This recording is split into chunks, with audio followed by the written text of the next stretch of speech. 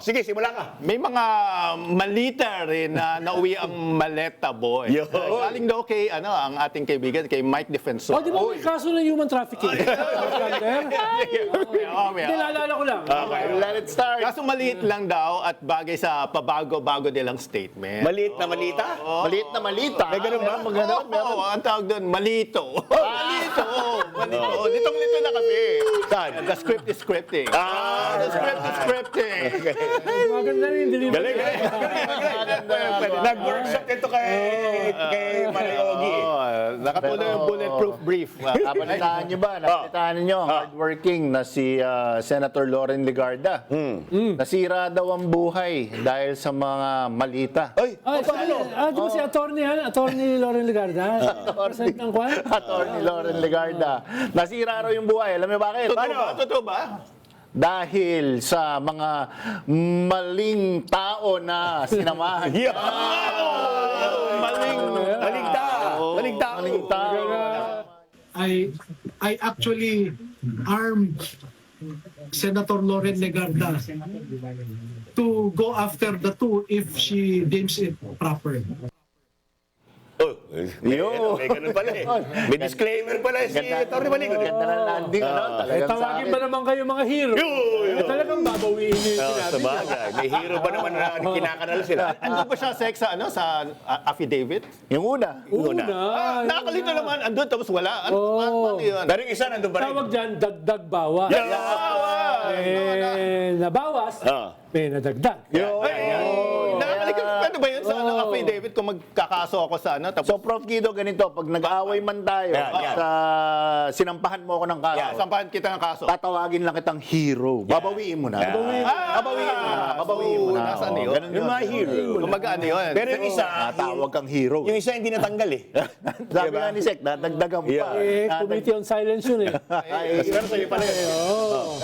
Pero, yung taong yun, yung senador na yun, ay markado na raw. 18 Marines. Wala namang hint doon sa... Kanilang mga pagkakamali sa mga kwento nila. Bakit?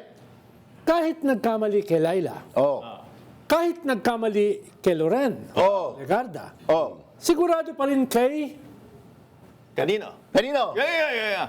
Mark. Yun pala yun. Nagets nyo? Markado.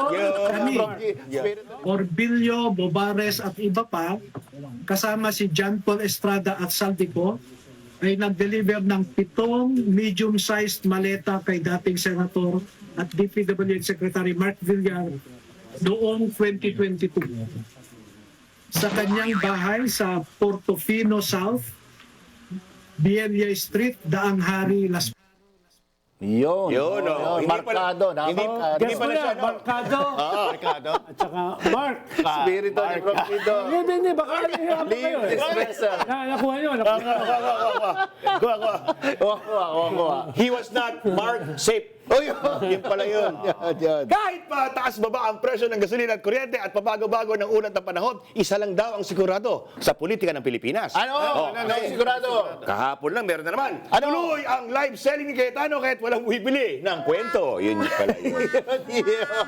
Kala ko tapos na eh. Meron pa Nagla-live selling pa rin. Ayun, At hindi na siya naka-apron. Yun, kahit walang audio. Yan. Walang audio pala. Pero hindi yan yung suot niya. Actually, sino kaya ang stylist niya, Oo, yung mga mantel ng table parang...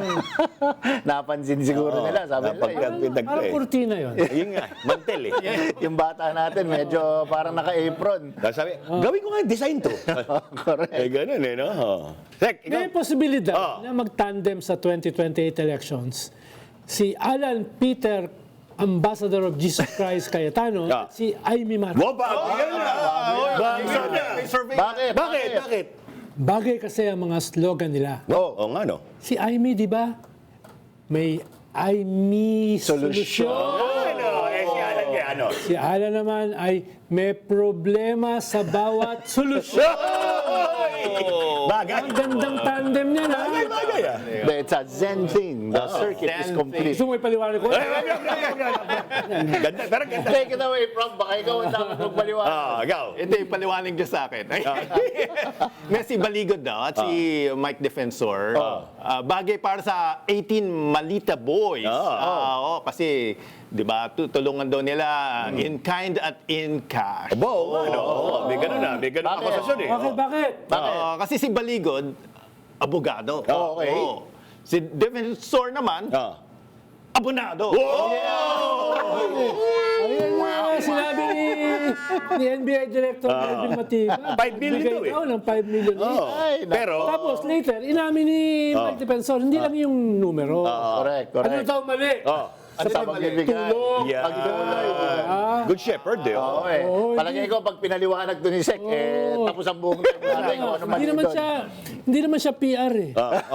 Yung PR, hindi namimigay. Binibigyan. Do not feel alluded to at all. At all. One way lang pala yun. Sliding off of me like water on a duck's back. Ito komplikadong joke. Gusto nyo ng komplikadong joke? Okay. Sige. Hindi mo unamaan yan. Hindi, kaya ito, kaya... Pa-explain kay Guido, Prof. paliwanag mo Pang elementary to, narinig natin, bata pa lang tayo nito eh, di ba? Sige. Delikado daw na tumawid sa riles ng tren na magkakasama. Ito Sino? Si Nakibuloy, si Bato, at si Cayetano. Bakit? Bakit? Sa release ng trend. Bakit? Mahirap. Bakit? Dahil si Kibuloy, ayaw mag-stop. Delikado yun. Si Bato, Yung lindol, kaya niya stop. Pero, si Bato, ayaw mag-look. At si Cayetano, siyempre, ayaw mag-listen. stop, look, and listen. Yun!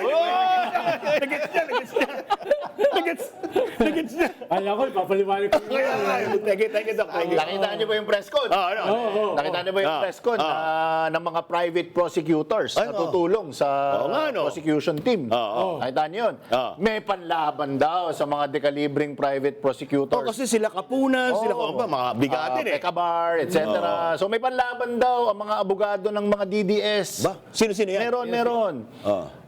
Topacio Roque Torion. Otherwise known as Toroto. Yan. Anong laban mo dyan?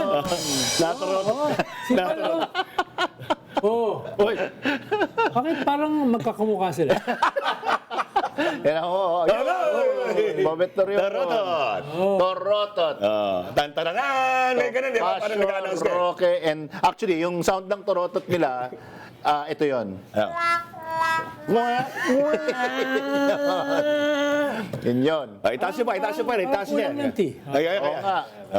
Yun. Okay na, sige na. Alam niyo ba kung sino ang nangako ng libreng kuryente? Oy, alam ko yan. Alam na, Sa favorite. mga mahihirap. Oo. Sino? Lalo lang pinahirap. Sino? Eh di si Meral Coleta.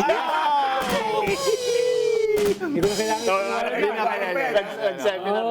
Alam ng mga household ngayon yan, yung pagtingin ng bill. Wow! Bigyan ka ng counting power. Doble-doble gusto mo isingin. Ano to? Grabe. Nag-seminar sa Magayos, comedy magayos cartel ka. tong si Sek. Obvious ba? Kanino kaya to? Ay, ikaw na lang, ikaw rin. Alam niyo, mga las, kung nabubuhay pa tayo noong panahon ng mga Kastila at wala pang kalayaan, Sirvengwensa. Yan! Kwe Barbaridad. Okay, Padre Liamaso, ano-ano ang mga senyales sa panahon ngayon? Nga, no? Kasi araw ng kalayaan kahapon. Correct. So, magte-thematic tayo. Temata ng mga Happy jokes, ha? Independence Day. Kung tayo ay nabubuhay pa noong mga panahon na yun, Yeah, sige nga. sa tingin ko, Ah. nangyari na ulit ang pagkadapa ng biyak na bato. Yan ba yung nauntog sa akin? Ayun, Yun pala yun. Yan ang tunay na biyak ng bato. Biyak na bato pala. Muntik Tama. mabiyak. Sa Cavite yun, di ba? Nakakatakbo eh. Yan. Ito sa Senado. Senado yan, yung biyak na bato. Batak na bato. Uy! Iba naman yung batak na bato. Yung biyak na bato. Muntik mabiyak. Yan. Sabi kayo. Ito. Ito. Aralan tayo nagkagando. Panahon ng Kastila. Naalala niyo ba yung cry? Dapat tayong tagay dyan. Naalala niyo ba yung cry of Pugadlawin? Oo naman. Siyempre. Nangyari ulit ito sa Senado. Pero, ito yung iyak ng mga pugad-lying. Diba? Grabe. Parang pilit na pilit. So historically accurate. Historically accurate yan, ha? Okay, love it. Prop! Pero naalala nyo ba yung mga katipunan? Kasi, siyempre, di ba, yung UP at Panahon mo yun. sa Katipunan Avenue. Ayun ang kapitbahay nyo, di ba? Kapitbahay. Kakagulungin nyo. Sa Katipunan. Pero, Babalik na lang. dati inimok ang mga katipunero. Puditin ng mga Yun! sedula. Naalala nyo ba yun? Nag-aaral ba kayo ng history? Yan. Inimok na Nagagalit. puditin ang sedula. Ngayon, itong kumpanyera, gusto nila ipilit na dalawa sila pipirma sa sedula. From term sharing to signature sharing. Yes! Oo, talagang galing ng ating online seller. Ay, galing, no? And or daw yung cheque. Pinahirap pa yung birokrasiya, di ba? Dalawang paper ba? Pero yung tatlong pare na nagarote, Oy, kilala ko yun. Bursa yan, ha? dahil sa pagsasalita ng katotohanan, Tama. sila, ang tawag sa kanila ay Gombursa! Bursa. Correct. Gomez, Burgos, and Zamora! Zamora. Yan. Hindi yun. May tatlong senador naman na may kaso ng pandarambo. Natatawa Anong na. tawag sa kanila? Ano? Anong tawag sa kanila? Ano? Gusto nyo marinig talaga? Gusto! Gusto. Talaga. Oh! Gombulsa! Parang inumin yun, di ba? Okay na sa kanila. Oo, nahirapan na mo. May downer pa. Parang nagagwenduhan lang tayo. Sige, Prof, sige yung bonus, oh. Sige. Ayun, kaya mabasa. Dati, Yun. Sabay tayo. Dati, gusto brasuhin ni Padre Damaso lahat ng desisyon Yamas, sa Pilipinas. Si Padre Damaso yung opposing, Napaliliwanag talaga, eh. Lalang tao yan, oh. No limit. Ngayon, ginagaya ito ni Cayetano. Ginagaya niya si Ginagaya Damaso. si Padre Damaso. Paano? Pinipilit niya kasi ang paniniwala niyang, damn, I said so. Oh! Dama said so. Parang ano eh, parang saan? Dama said so. Pwede na, pero medyo kulang pa. Kaya nga eh.